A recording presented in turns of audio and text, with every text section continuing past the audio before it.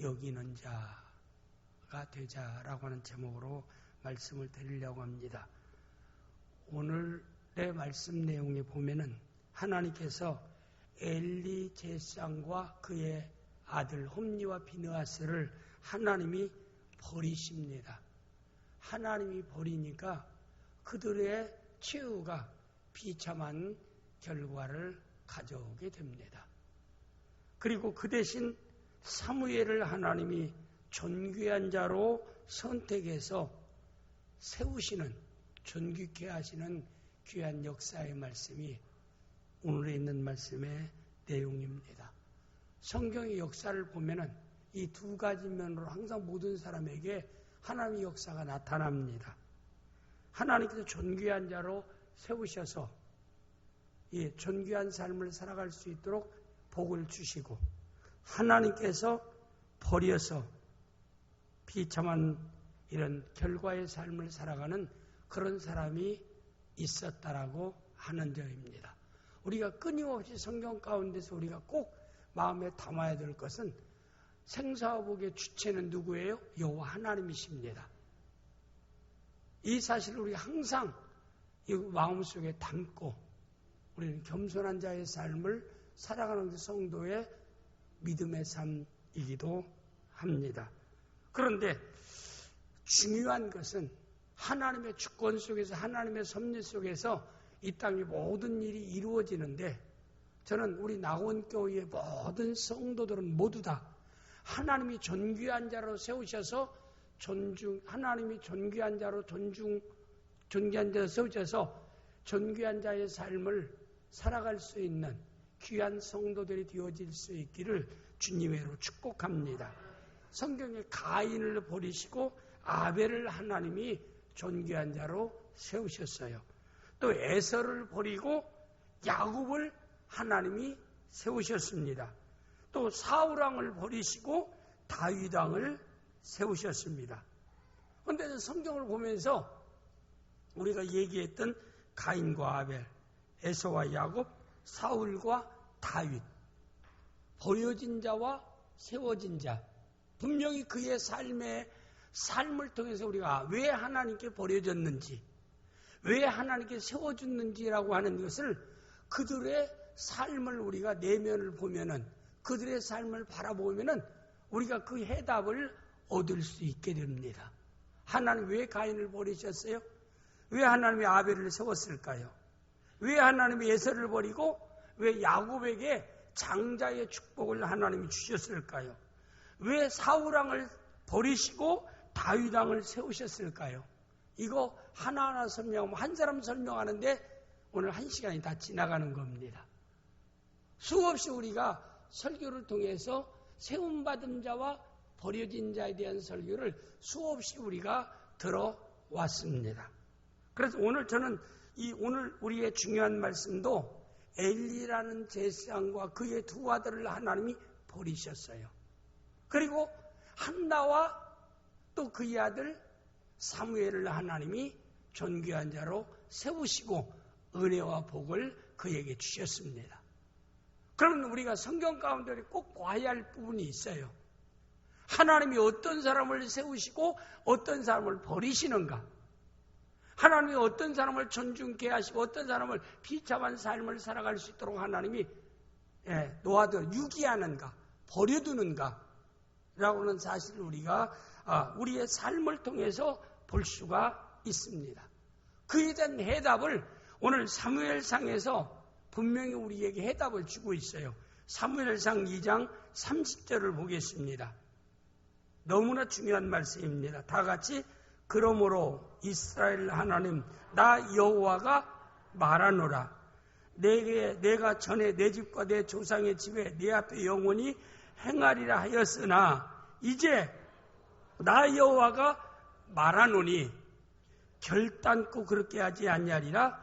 그리고 핵심은 나를 존중히 여기는 자를 내가 존중히 여기고 나를 멸시하는 자를 내가 경멸하리라. 해답이 나와 있지 않아요? 우리 인간 편에서 볼 때 나를 존중히 여기는 자, 여호와 하나님을 존중히 여기는 자의 삶을 살아가면은 내가 존중히 여기는 자를 존중히 여기고 나를 멸시하는 자를 내가 경멸이란 말은 하나님께서 비참한 나라로 떨어지도록 유기하리라. 유기란 말은 버려두리라 이 말이야. 죄진 그대로 버려두지라. 참좀 하나님의 은혜 가운데서 이 땅에 70억 가운데서 하나님 앞에 세워진 자가 있고 버려진 자가 있어요. 세워진 자를 하나님의 선택이라고 얘기합니다. 로마서 8장 3절 미리 정하신 자를 부르시고 부르신 자를 의롭다 하시고 의롭다 하신 자를 영화롭게 하셨느니라. 구원을 위해서 주권은 하나님이 정하시고 하나님이 부르시고 하나님이 의롭다 하시고 하나님께서 우리를 영화롭게 하셨느니라. 구원의 전 과정은 하나님의 주권과 섭리에 의해서 구원이 이루어집니다. 이 땅에서요 가장 값지고 소중한 것은요 우리의 선택사항에 두지를 않았어요. 하나님의 절대 주권 속에서 내가 그 일은 붙잡고 내가 그 일은 내가 행하리라. 구원을 내가 너를 이진비 집사님을 구원을 해서 선택하시고 정한 때에 복음 듣게 하고 불러내셔서 믿음을 고백해 하시고 자녀의 반열에 세우시고 이 땅에 힘들고 험한 세상 믿음을 지켜 하나님이 견인 지켜가시고 새하늘과 새 땅에 들어가도록 인도하시는 분은 누구예요? 하나님이신 줄을 믿습니다. 하나님이 붙잡혀서 살아가는 거예요. 이게 하나님의 은혜입니다. 이것을 신학적으로 불가항력적인 은혜, 거부할 수 없는 은혜라고 얘기합니다. 이렇게 하나님이 나를 이렇게 구원을 위해서 선택하실 때는 어떤 조건을 말하지 않았어요. 우리 이비일사님을 구원을 왕같은 제사장으로 하나님의 나라의 권속으로 영광의 새하늘과 새 땅에 들어갈 수 있는 영화로움에 참여할 수 있는 축복에 이 하나님의 귀한 왕같은 제사장 왕자로 하나님이 세우셨습니다. 이건 이진비 집사님이 다른 사람과 비교해서 인격적으로 탁월하기 때문에 세운 걸까요? 이진비 집사님의 가문이 명문의 가문이라고 와든 국가의 세계 유익한 그 명문의 가문이기 때문에 세웠을까요? 다른 사람도 IQ가 높고 공부를 잘했기 때문에 세우셨을까요? 다른 사람과 비교해서 재산이 월등히 많아서 착하고 선한 일을 많이 했기 때문에 하나님께서 이 놀라운 축복의 자리에 축복의 자리에 세웠을까요? 아니에요. 우리 이미 집사님뿐만 아니라 여러분 같아도 다 똑같아요. 엄청난 놀라운 축복을 우리에게 하나님이 주실 때 우리에게 아무 조건 없이 그래서 무조건적인 은혜라고 얘기합니다. 신학적인 용어로 무조건적인 은혜라. 참 이런 은혜의 반열에 이런 가지가 세워졌다는 것이 정말 감사해요. 감사하지 않아요. 강수희 권사님 감사하지 않아요. 감사하지요. 크게 감사하다고 해야지요.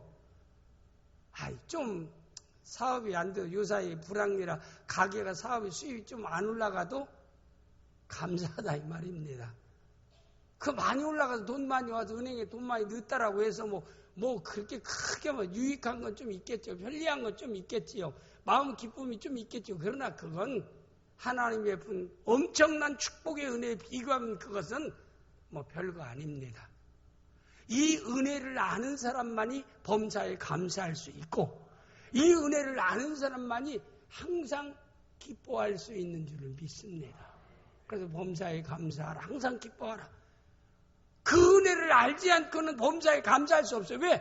우리는 지각이 있고 감정이 있는데 어떻게 범사에 감사합니까? 어떻게 기뻐합니까?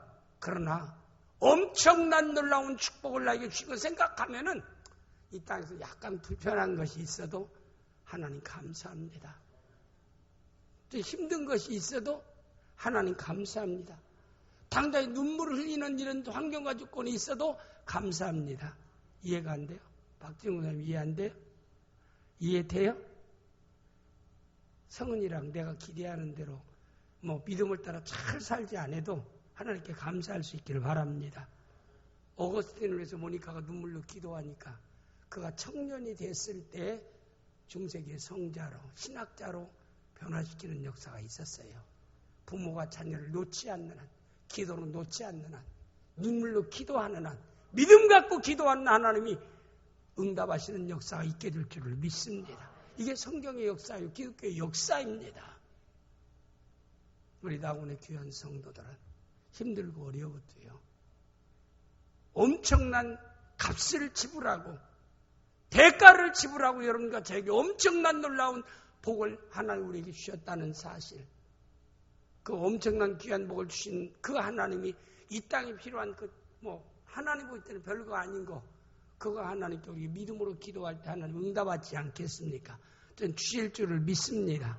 주실 줄을 믿습니다. 저는 어떤 데 그래요. 하나님 좀 넉넉하게 주세요. 좀 여유있게 살 수 있도록 하나님 해결할 수 없습니까? 인간적으로 생각할 때 그래요. 왜? 하나님은 전능하신 하나님이고 부자인 하나님이니까 좀 돈을 주려면, 좀 물질을 주려면, 물질의 복을 주려면 좀 넉넉하게 쌓고 실컷 베풀며 살아갈 수 주시지 왜 꼭 필요한 만큼만 주십니까? 때로는 그런 마음을 가질 때도 있어요. 그럴 때마다 성경을 통해서 저에게 깨닫게 하시는 은혜의 역사가, 그건 뭐냐면은 이스라엘 백성들이 애굽에서 자유를 얻고 홍해를 육지, 홍해는 우리의 세례 거듭남을 의미하지요. 광야는 우리 지상의 생활을 의미합니다. 요단강은 죽음을, 그래서 우리가 요단강 건너가 만나리, 그건 요단강은 죽음을 의미하지요. 가나안은 천국을 의미하는 겁니다. 그런데 광야 생활 가운데 하나님 백성들에게 하나님이 메추라기와 만나를 주실 때 3일치씩 주어가지고 3일 동안 아침마다 번거롭게 일어나서, 사람 누구나 아침에 일어나기가 쉬운 일은 아니에요. 아침에 누구나 늦잠 자고 싶은 것은 누구나 다 있을 거예요.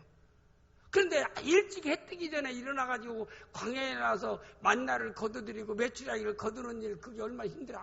3일치 거둬다 놓고, 일주일씩 거둬다 놓고, 열흘치씩 거둬다 놓고 좀 안 나가게, 편하게 좀 살게 하나님 전능하신 하나님 왜 못하겠는가? 그랬잖아요. 사르밧 여인에게 좀 밀가루를 막 수천 푸대로 3년 6개월 살 수 있도록 수백 푸대로 좀 쌓아놓고 살도록 하지 않고 먹으면 채워주고. 왜? 하나님이 그렇게 일용할 것만 주셨다고 생각하십니까?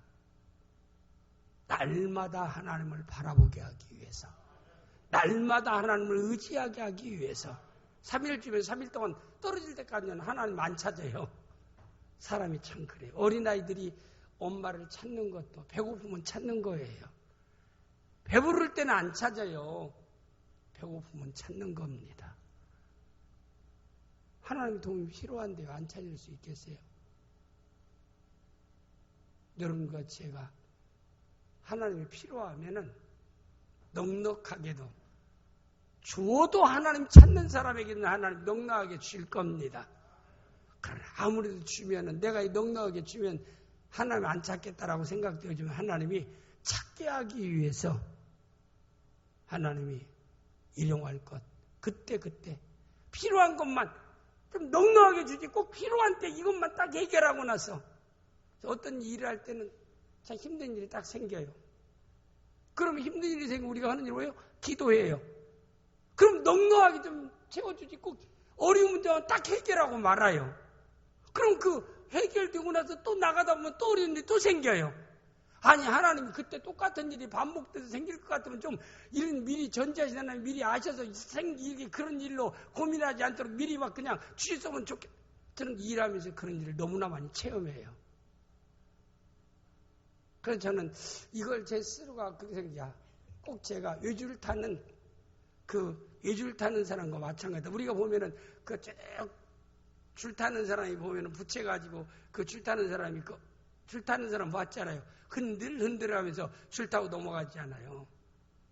그래서 세계적인 유명한 사람이 나이아가라가 폭포에서, 미국 세계 많은 사람들이요, 나이 들수록 가고 싶은 것이 나이아가라 폭포라고 얘기합니다. 나이 든 사람일수록. 젊은 사람들은 안 가려고 한대요. 왜냐하면 나이 든 사람들이 가장 스트레스 보여. 나이 좀 줄어들었으면은. 그러니까 나이야 가라. 그래서 나이아가라를 나이 든 사람들이 많이 간다라고 하는데, 이 나이아가라 세계적인 그 유줄 타는 사람이 와가지고 많은 사람들이 나이아가라 선을 이렇게 쫙 캐나다하고 미국하고 묶여 있는데 선을 이렇게 줄을 매놓고 거기를 건너갑니다. 얼마나 아슬아슬해요. 떨어지면 죽는데요. 중상이 아니라 그냥 직사하는 거면 익사하고 막 익사지 익사. 물에 빠져 죽는 거니까. 그러니까 많은 사람들이 야 정말 저 사람이 나이아가라를 저렇게 먼 나이아가라를 건너갈 수 있을까 해서 많은 사람이 실제 와서 보았다는 거예요. 그러니까 많은 사람들이 쭉 건너갑니다. 그 다음에 두 번째 그가 얘기합니다. 이제 내가 사람을 내 위에다 업고 건너가겠습니다. 지원하는 사람이 있으면은 여러분 가운데 내가 업고 건너가는데 내가 업힐 사람이 있으면 나오시기 바랍니다. 뭐 죽을 일이 있어요?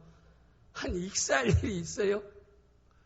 죽고 싶으면 저 혼자 죽지. 여러분 같으면 업히겠습니까?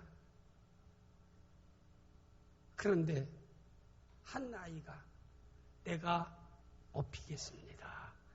그러니까 많은 사람들이 나중에 보니까 그 아이가 그의 아들이었어요. 아버지를 믿는 겁니다. 그래서 나이아가라를 이렇게 건너갔다라고 얘기합니다. 우리가 중요한 것 중에 하나는 우리의 삶의 현장에서 저는 어떤 때는 그래요.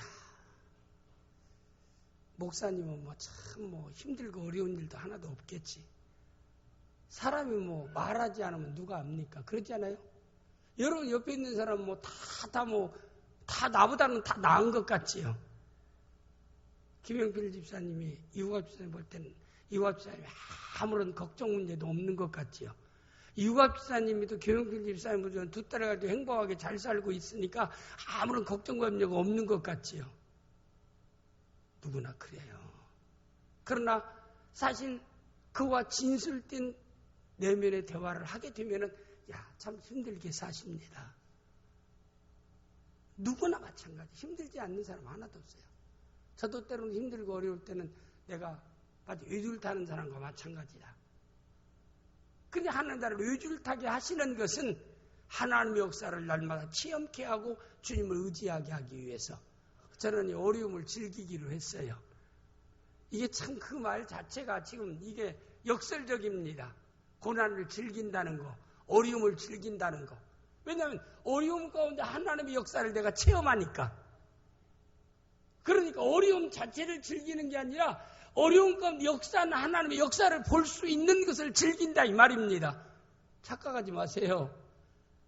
누가 어려운 것 즐길 사람이 누가 있어요? 무명무사 어려운 거 즐길 수 있어요? 싫어요. 내가 배고픈 거 싫어요. 그렇잖아요. 남에게 꼭 경제적으로 좀 그렇게 무시당하고 그런 거 싫어요. 나도 남처럼 좀 쓸 거 쓰고 먹을 거 먹고 여행 다닐 때 여행 다니고 그러고 싶다 이 말입니다. 사람 누구나 본능적인 기본 욕구가 있잖아요. 그런데 우리 믿는 성도들이 어려움 가운데서 어려움을 즐긴다는 것은 저는 믿음 안에서 체험했어요. 어려움 속에 누가 역사하셔요? 하나님이 역사해요. 그래서 어려움 다음 제가 하나님이 지금 역사하시려고 한다. 이번에 이 어려움을 통해 하나님의 역사를 내가 체험하리라. 하나님의 역사하심을 보리라. 저는 기대합니다. 목사님은 평생 어려움 속에 살겠습니다. 여러분이 저에게 그런 얘기, 그런 생각하면 안 돼요. 저도 어려운 거 싫어요.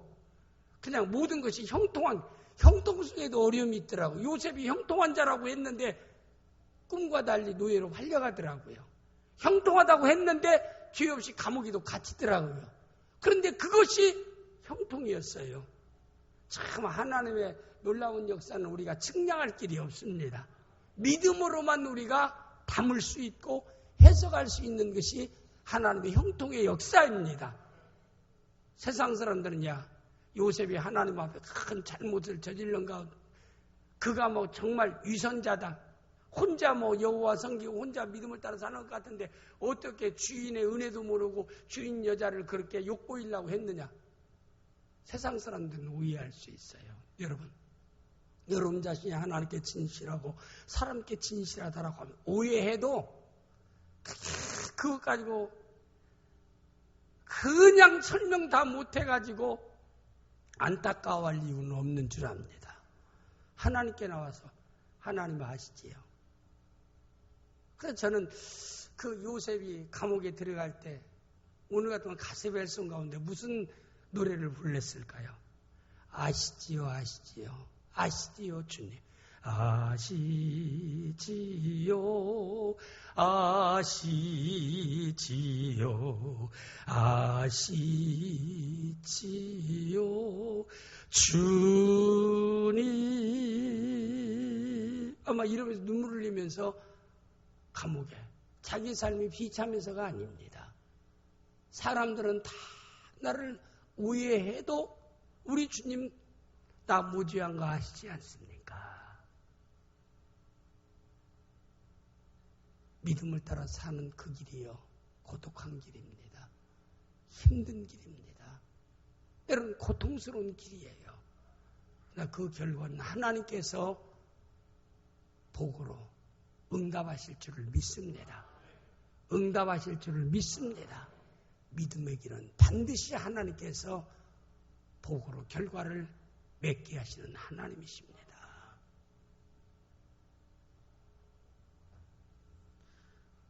이 내용 가운데 보면은 하나님을 존중히 여기는 자를 하나님이 존중히 여기고 하나님을 멸시하는 자를 내가 그를 경멸하리라. 그의 삶의 생활 가운데 행동, 야고보서에 행함이 없는 믿음은 죽은 믿음이라. 행함으로 그의 믿음을 증거한다라고 말씀하고 있습니다. 에서와 야곱, 가인과 아벨, 사울과 다윗. 그의 삶 너무나 가인은 하나님을 멸시했어요. 아벨은 하나님을 존중히 여겼습니다. 에서는 하나님의 약속을 무시하고 야곱은 하나님의 약속을 신뢰했습니다. 사울은 교만하여 하나님의 뜻을 거역하고 다윗은 하나님의 뜻을 아멘하고 순종하고 하나님께 내가 나의 힘이신 주여 내가 주님을 사랑합니다 라고 고백했어요. 똑같이 사울과 다윗이 죄를 범하고도 사울은 죄를 책망할 때, 사무엘을 통해 책망할 때 변명하고 회개하지 않아요. 다윗은 나단을 통해서 왕의 자리에 책망할 때 완전 범죄를 범하고도 나단 앞에서 내가 죄를 범했나이다 하고 눈물 흘리면서 엎드려 회개하는 사람이었어요. 벌써 하나님을 멸시하는 자와 하나님을 존중히 여기는 자의 결과가 다른 것을 성경에서 말씀하고 있습니다. 오늘의 말씀 가운데 하나님을 멸시했던 그래서 버림받던 엘리 제사장과 그의 아들들의 삶을 우리가 한번 결과로 보면은 사무엘상 4장 18절 말씀 내용에 우리 다 같이 하나님의 꾀를 말할 때 엘리가 자기 의자의 뒤로 넘어져 문 곁에서 목이 부러져 죽었으니 나이가 많고 희귀한 까닭이라. 이 내용은 엘리 제사장이 하나님의 음성을 듣지를 못합니다. 참 안타까움이에요. 제사장은 하나님의 음성을 듣는 자입니다. 선지자는 하나님의 음성을 듣는 자예요. 그런데 엘리는 하나님의 음성을 듣지 못하는 거예요. 우리 성도가 하나님의 음성이 마음에 들리지 아니할 때요. 이건 참 안타까운 삶을 살고 있는 거예요. 우리는 하나님의 음성이 내 귀에 들려져야 합니다. 내 마음에 담겨져야 합니다. 목사님 설교에도 하나도 내 마음에 안 들어와. 그건 참 문제 있는 사람이에요. 문제 있는 사람입니다. 문제 있는 사람이라고 하니까 자꾸 누구를 생각하지 마세요. 문제 있는 사람을 생각하지 마세요. 우리가요, 말씀이 들려져야 돼요. 제가 설교하는 말씀이 마음에 들려져야 됩니다. 동사 목사님이 설교하는 말씀에 들려져야 돼요. 하나님 말씀에 내 마음에 들려져야 됩니다. 그 말씀이 내 마음에 담기는 것이 복입니다. 축복의 시작입니다. 역사의 시작입니다.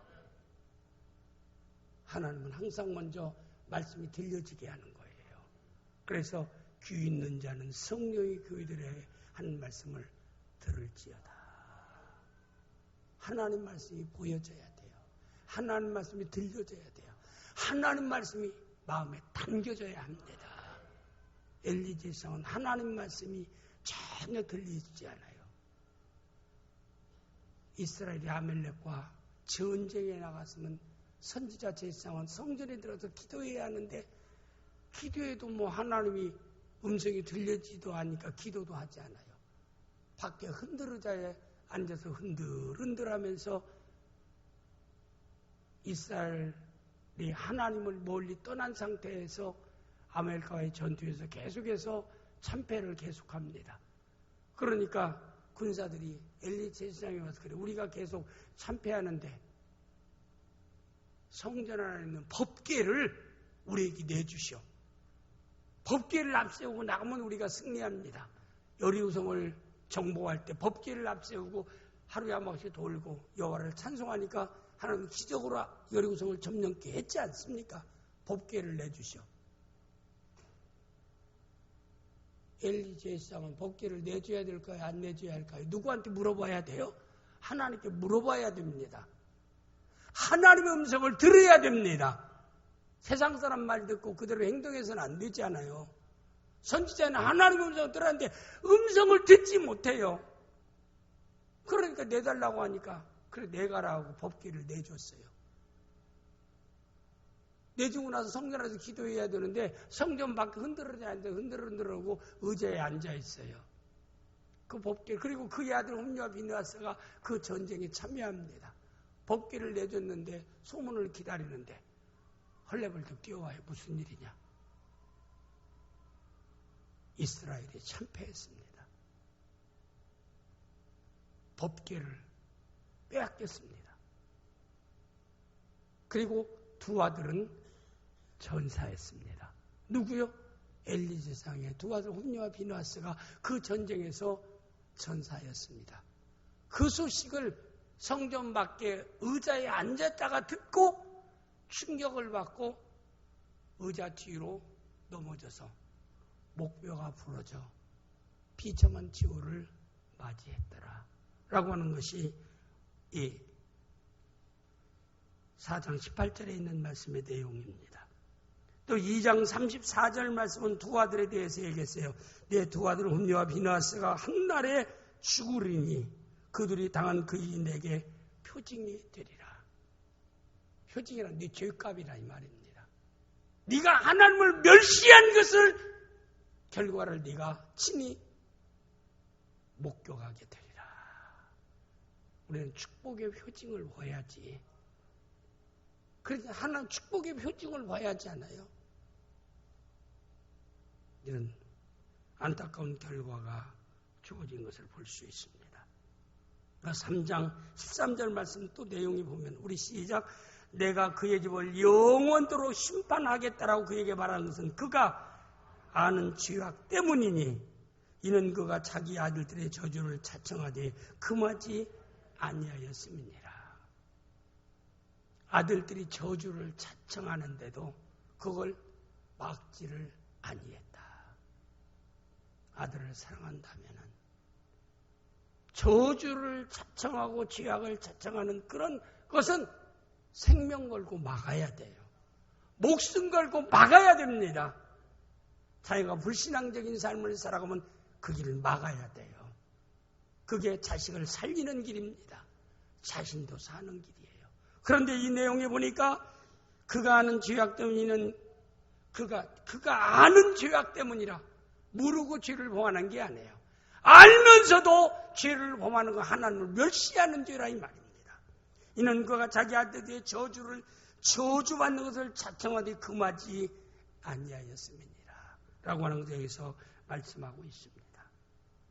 그의 멸시의 행위를 우리가 보면은 여기 2장 12절 말씀 내용에 보면은 엘리의 아들들은 행실이 나빠 여호와를 알지 못하더라. 행실이 나빠 여호와를 알지 못하더라. 이건 뜻 있는 말이에요. 제사장의 아들이 어찌 하나님을 모르겠습니까? 행실이 나쁘니까 하나님을 인식하지 않았더라. 신뢰하지 않았더라. 이걸 말씀하고 있는 것입니다. 하나님의 살아계심을 그가 여기에서 믿지 아니했더라. 그뿐만 아니라 사무엘상 2장 17절 말씀 내용에 보면은 우리 다 같이 이 소년들의 죄가 여호와 앞에 심히 금은 그들이 여호와의 제사를 멸시하였더라. 여호와께 드릴 제사를 멸시했다. 오늘 내용은 예배를 멸시했다 이 말입니다. 우리는 예배를 잘 드려야 합니다. 예배는 하나님 앞에 성도의 신앙 고백과 영광 드리는 최고의 성도의 기본 행위입니다. 구원받은 성도가 하나님께 영광 드리는 최고의 행위가 예배를 통해서 고백되는 거예요. 믿음의 출발과 믿음의 근거와 믿음의 기초는 예배입니다. 아브라함이 믿음의 삶을 살았다라고 하는 것은 삶의 우선순위를 뭐에 뒀어요? 예배에 두었어요. 아브라함이 어디를 가든지 먼저 여호와를 위하여 단을 쌓고 그랬어요. 여호와를 위하여 단을 쌓았다는 예배는 하나님의 구원받은 성도가 영광 돌리는 신앙 고백입니다. 신앙 행위입니다. 여호와께 드리는 신앙 행위예요. 다윗이 이 아브라함이 여호와를 위하여 단을 쌓고 여호와 이름을 부르며 점점 남방으로 옮겨갔더라. 이렇게 하나님 드릴 예배를 이 소년들이 제사를 멸시했더라. 그 증거로 2장 16절 말씀 내용에 보면은 그 사람들이 이르기를 반드시 먼저 기름을 태운 후에 내 마음에 원하는 대로 가지라 하면 그가 말하기를 아니라 지금 내게 내라. 그렇지 않으면 내가 억지로 빼앗으리라. 하나님께 예배에 쓸 양이나 예배에 쓸 것들을 먼저 삶아가지고 하나님 앞에 먼저 드리고 난 후에 그 다음에 제사장들과 다른 모든 그 종사자들에게 그 다음에 분배해서 주는데 혼유와 비누아스는 갈고기를 가지고 여호와께 단을 쌓을 수 있는 고기를 양이나 이런 고기를 삶을 때 놓아서 하나님께 드리기도 전에 먼저 자기가 담당하는 사람한테 달라고 합니다. 그래서는 안 된다. 먼저 하나님께 드려지는 제물은 하나님께 드리고 난 후에 그 다음에 우리가 그걸 가져가야 된다. 먹어야 된다고 설득하는데도 지금 내게 내라. 그렇지 않으면 내가 억지로 빼앗으리라. 삶는 것을 열어버리고 갈고리 억지로 찍어다가 자기들이 먼저 먹게 되었더라. 우리가 삶의 우선순위가 참 중요한 것 같아요. 하나님은 내 형제보다 주님을, 내 가족보다 주님을 먼저 사랑하라고 그랬어요. 그래서 제가 알고 있는 어떤 그 개척교회는 목사님이 열심히 전도해서 이제 이 새생명 축제의 날을 정했어요. 근데 정해서 이제 계속 기도하고 전도하던 어느 저기 여자 집사님이 자기 남편을 이제 간신히 데리고 왔어요. 근데 그날 설교 따라 내 부모나 내 형제보다 주님을 더 사랑하라. 이 설교를 하다 보니까 야, 당신 오늘 목사님 설교에 나를 더 사랑해? 예수님을 더 사랑해? 설교 끝나고 물어보는 거예요. 그러니까 아, 예수님을 더 사랑하지. 다음 주부터 교회 당신도 가지 마. 나도 안 날 거야. 그랬다라고 얘기합니다. 우리가 알아야 돼요. 이게 유치원부 얘기 같지만 우리의 삶의 현장에서요. 대인관계에서 사랑하는 건 조건이 맞기 때문에 사랑하는 거예요. 부부는 남남이에요. 자식은 혈연관계니까 그건 끊을 수 없는 사랑관계지만 부부는요. 남남이에요. 남남이 그냥 서로 계약 속에서 합해진 사람입니다. 그렇잖아요? 근데 그 사랑은 거의 다 뭐예요? 거의 조건적인 사랑입니다. 일방적인 사랑이 아니에요. 근데 부모가 자식 사랑하는 것은 무조건적인 사랑에 가까워요. 그런데 여기에서 얘기합니다. 그러니까 그 여자가 참 지혜로워요. 내가 당신 사랑한다. 그런데 그건 당신이 내가 사랑받을 수 있도록 하고 사랑의 관계 속에 있으니까 사랑하지, 당신이 내가 기대해서 어긋나는 사람을 사랑하는데도 내가 당신을 용납하고 사랑할 수는 없다. 기대를 저버리는 일이 있잖아요. 여자가 남자가 여자에게. 뭐 그 구체적으로 얘기 않고요. 그것 때문에 깨어지지 않아요. 이혼도 하지 않아요. 왜 사람이 이혼하는, 왜 결혼 입장에서 서로 뭐 건강할 때나 병들 때나 돈 있을 때나 없을 때나 형통할 때나 불통할 때나 변함없이 사랑하고 남자와 여자의 정절과 책임을 다하겠는가 맹세한다고 했는데 그게 끼어지는 일이 있잖아요. 조건적인 사랑이다. 그러나 성경에 주님을 사랑하는 건 무조건적인 사랑을 의미하는데, 먼저 주님을 사랑하는 사람은 주님 사랑은 무조건적인 사랑을 본받아서 당신도 조건을 초월해서 사랑할 수 있다. 내가 죄수 안 믿으면 당신 용서할 수 없는 못된 짓 하면 내가 당신 차버리지만은 나는 주님을 사랑해서 당신을 언제까지 평생 내가 당신을 안아줄 수 있다. 이게 주님을 사랑하는 사람을 사람의 사랑하는 사랑이다 라고 얘기하니까 아 그런 거냐고. 그래가지고 이에 대해서 그 다음 주일부터 나와가지고 그 교회에서 중직자가 됐다라고 하는 그런 간증을 들어본 적이 있어요. 주님을 사랑하는 사람은요, 조건을 초월해서 관계된 사람을 사랑할 수 있는 사랑할 수 있는 줄 압니다. 손양호 목사님이 자기 두 아들을 죽인 원수를 아들로 받아들여서 사랑할 수 있었던 것이 무슨 사랑이요? 세상적인 사랑이 아니에요. 주님을 사랑하는 사랑이 그에게 있었기에 그 사랑이 원수까지도 비참한 죄를 맞이하고 처형될 수밖에 없는 그를 양자로 삼아서 새로운 길을 걸어갈 수 있는 길을 열어줬던 사랑의 원수탄이 될 수 있었던 것은 주님을 사랑하는 사랑이 그 마음속에 있었기 때문인 줄 믿습니다.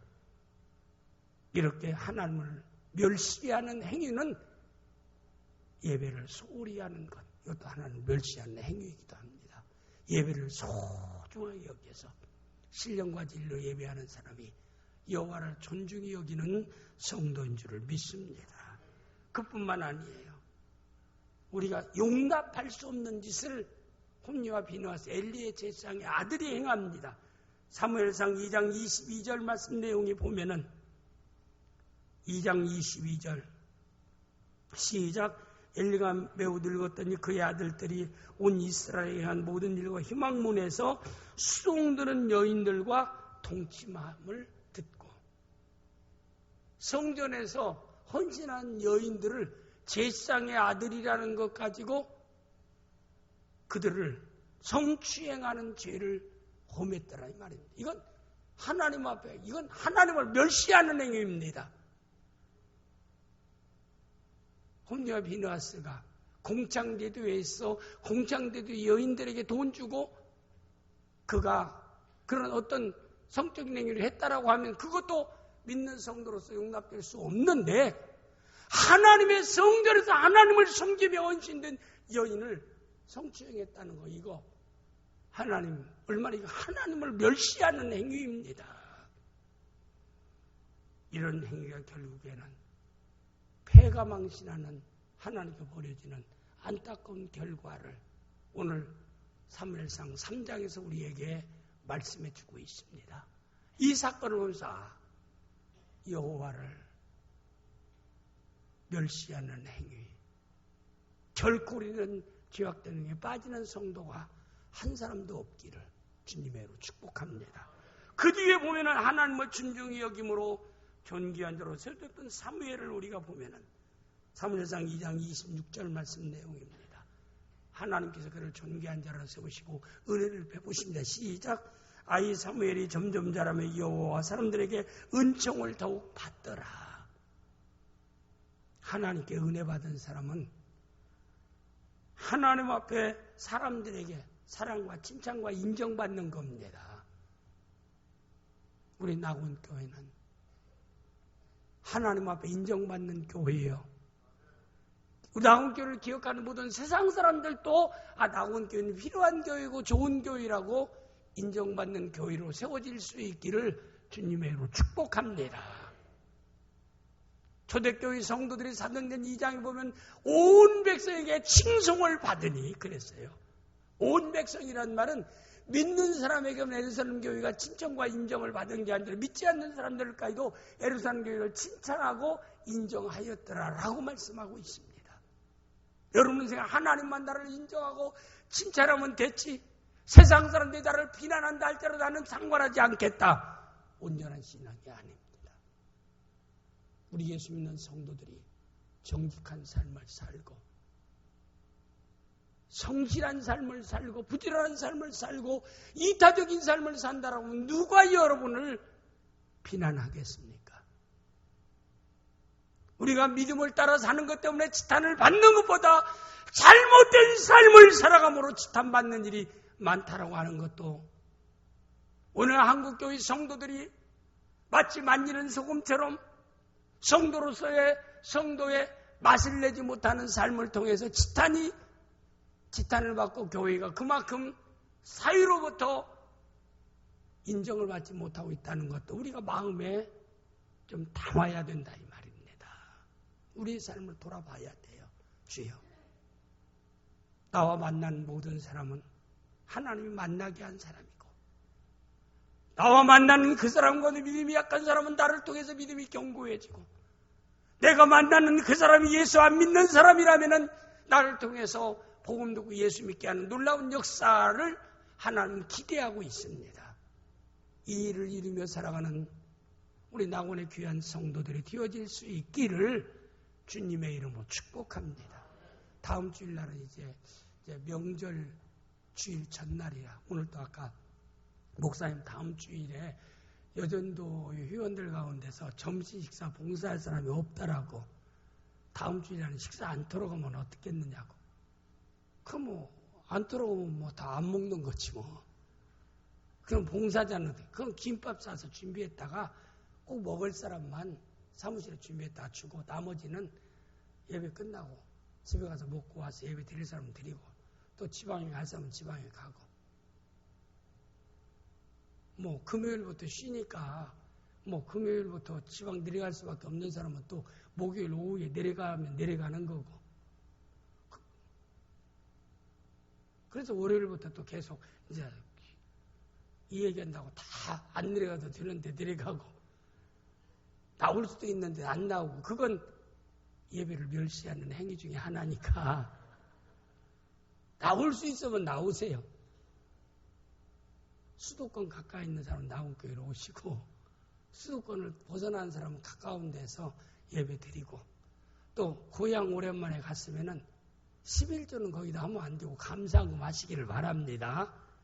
어떤 사람은 시골교회 살리기도 헌금은 거기서 하자 11조도 하라는 말은 아니에요. 11조는요 속한 교회에 하는 거예요. 저 교회 개척 어려울 때 친인척 가운데 11조 우리한테 개척교회하는 저한테 하지 말라고 그랬어요. 감사한금 하면은 그냥 아멘하고 받지만은 11조는 안 받겠다. 속한 교회에 드리라 그랬습니다. 11조는 여러분 고향교회 다음 주일 어려운 교회니까 11조 드리면 다른 좀 뛰었다가 그냥 헌금하세요. 고향교회 위해서. 감사한금으로 하시기 바랍니다. 아멘 안는 거 보니까 저 사람들이 마음속에 작정하겠던데 그래서는 안 돼요. 11조는 하나님 주권이 하나님께 드려지는 겁니다.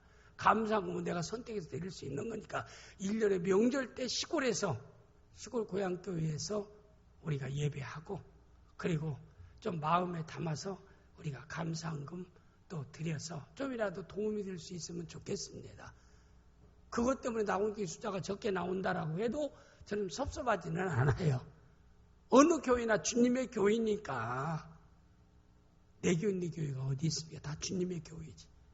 저는 교회를 개척할 때가요, 이 지역에 개척교회가 상당히 많았어요. 때로는 우리 교회 집사님, 목사님, 왜 교회 앞에 저렇게 교회 개척한지 모르겠다라고 참, 교회 너무나 많으면 교회가, 경찰서 많이 생기는 것보다도 교회 많이 생기는 일은 얼마나 좋느냐. 개척교회 세우면 그 사람들 우리보다 더 열정적으로 생명 걸고 전도하려고 하면은 복음이 더 효과적으로 더 많이 전도할 게 아니냐. 그러니까 옆에 교회 세워주면 주여 저 교회 부흥되게 하여 주시옵소서. 그리고 우리 교회도 부흥되게 하여 주시옵소서. 이렇게 두 가지 다 기도해라. 저 교회는 부흥되지 않게 하시고 저 교인들 모았다가 이제 안 돼서 떠날 때 우리 나온교회 다 흡수되게 하여 주시옵소서. 그건 도둑놈이에요. 하나님이 안 기뻐합니다. 하나님 복을 안 주셔요. 전 처음에는 교회 개척할 때 우리 가라 아파트가 처음에 막 들어왔다가 고덕으로 새로 지어갖고 다 이사를 엄청나게 갔어요. 많은 사람이 가가지고 제 교족부 가서 고덕에 가서 고덕에 있는 목사님한테 전화했어요. 목사님, 우리 교인들이 여기로 왔으니까 이 교회에서 흡수해가지고 신앙생활 지도해달라고. 또 남양주로 가니까 남양주에 우리 교회 착하죠. 우리 노희 목사님이 기다렸다가 목사님 멀리서 이사 왔는데 우리 교회 나오도록 좀 소개 좀 해주세요. 그 목사님 들으세요. 신방 같이 들어가갖고 그 교회 집사님을 그 교회에다 신방 가가지고 그 남양주 그 교회에다가 소개해주고 왔어요.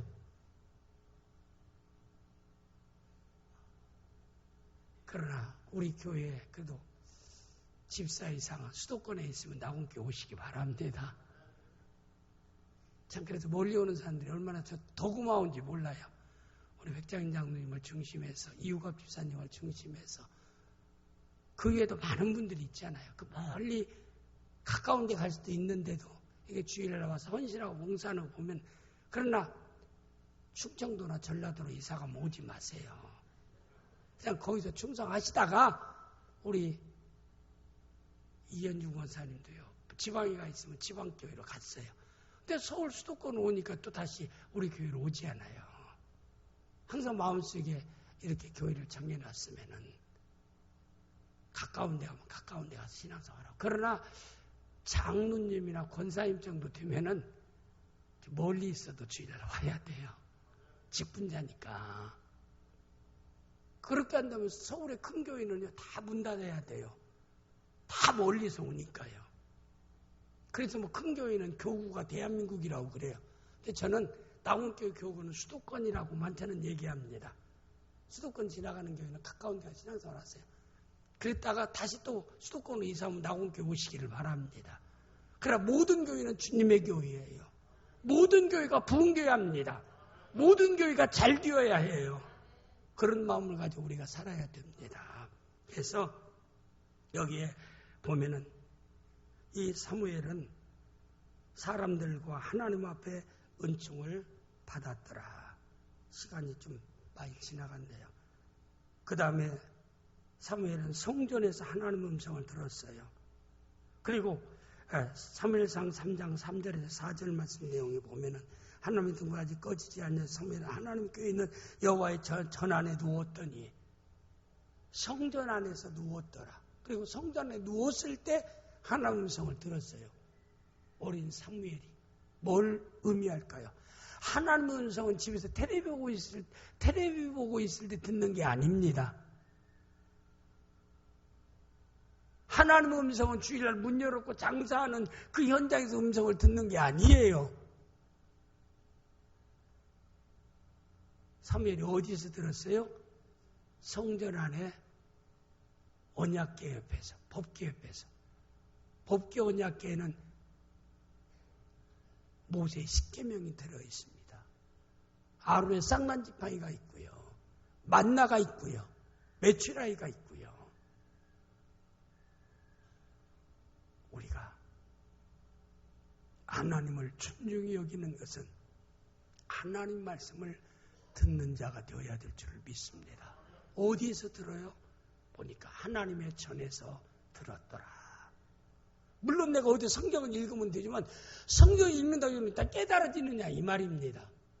안 깨달아지는 것도 많잖아요. 그러니까 이걸 올바른 성경을 해석하기 위해서 신학교가 있는 것이고 훈련된 목회자가 있는 거예요.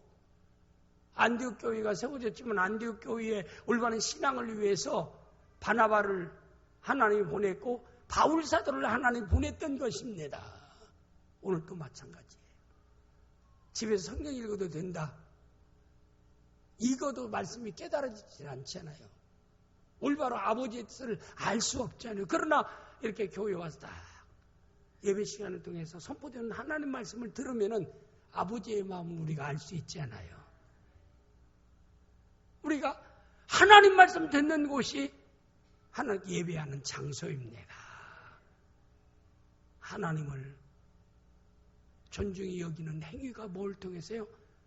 하나님 음성을 듣는 겁니다. 듣는 데서부터 출발하는 거예요. 사무엘이 성전 안에서 하나님의 음성을 듣는 그것이 하나님을 존중히 여기는 것이었더라 라고 하는 것을 말씀하고 있고, 또 2장 35절 말씀에 보면은 내가 나를 위하여 충실한 제사장을 일으키니 그 사람은 내 마음 내 뜻대로 행할 것. 이건 사무엘을 얘기하는 겁니다. 충실한 제사장, 이건 충실한 직분자입니다. 하나님을 여기서 존중하는, 하나님을 여기에서 귀하게 여기는, 오늘 얘기한 대로 하나님을 존중히 여기는 게 뭐예요? 하나님의 직분을 귀하게 여기고 그 직분에 충실한 거예요. 제사장의 직분은 하나님 주신 직분입니다. 교사의 직분은 하나님 주신 직분입니다. 구역장의 직분은 하나님이 주신 직분입니다. 권사 장로한 집사의 직분은 하나님이 주신 직분입니다. 성가대의 직분은 하나님이 주신 직분입니다. 이것을 귀하게 여기는 것이 하나님의 존중이 여기는 거예요. 미국의 대사를 우리가 존중히 여기는, 미국 나라와 대통령을 존중히 여기는 겁니다. 대사를 깔보고 대사에게 폭행하는 거, 그런 아주 미치광이 같은 짓, 대사를 죽이려고 칼 대밀고, 이거 할 짓이냐? 이건 대통령에 대해서, 미국에 대해서 칼질한 행위라 이 말입니다. 하나님이 주신 귀한 직분을, 충성된 제사장, 그건 뭘 의미해요? 하나님 주신 직분을 충성스럽게 감당하는 사람이 주님을 존중하게 여기는 사람이라 이 말입니다. 집사의 직분이 귀합니다. 교사의 직분이 귀합니다. 권사의 직분이 귀합니다. 장로의 직분이 귀합니다. 목사의 직분이 귀합니다. 성가의 직분이 귀합니다. 교사의 직분이 귀합니다. 귀하게 여기고 그 귀한 직분을 하나님이 주셨기 때문에 이 일에 내가 충성하리라. 이것이 하나님을 존중히 여기는 행위입니다. 그리고 또한 더 나아가서 세 번째는 3장 25절 말씀 내용에 보면은 그 사람은 내 마음 내 뜻을 항상 행할 것이니라. 여기서 사무엘하 2장 35절 말씀, 2장 35절 더 띄워봐요. 사무엘상 2장 35절. 지금 조금 전에 띄었다가 왜 또 지워? 2장 35절. 내가 나를 위하여 죽는 제사장을 일으키니 그 사람은 사무엘입니다. 내 마음, 하나님의 마음 내 뜻대로 행할 것이라 그랬어요. 하나님 마음을 헤아리는 것, 하나님의 뜻을 헤아리는 것, 그리고 헤아린 하나님의 말씀과 뜻을 따라 행할 것이라. 하나님의 뜻과 하나님 마음에 순종하는 그것이 여호와를 존중하는 행위입니다. 이럴 때 하나님이 사무엘을 세우사, 귀하게 세우사 하나님과 사람들에게 더 큰 은혜를 받도록 은혜 위에 은혜를 주셨더라. 마음에 담고 먼저 하나님 전에서 하나님의 음성을 듣는 자, 두 번째는 하나님께 주신 직분을 충성스럽게 감당하는 자, 세 번째는 하나님 마음, 아버지 하나님 마음과 뜻을 따라 행하는 것이 여호와를 존중히 여기는 자입니다. 이런 사람은 하나님이 존중히 세워서 존중히 여김을 받도록 하신다라고 하는 이 말씀을 마음에 담을 수 있기를 주님의 이름으로 축복합니다. 기도합니다. 아버지 하나님,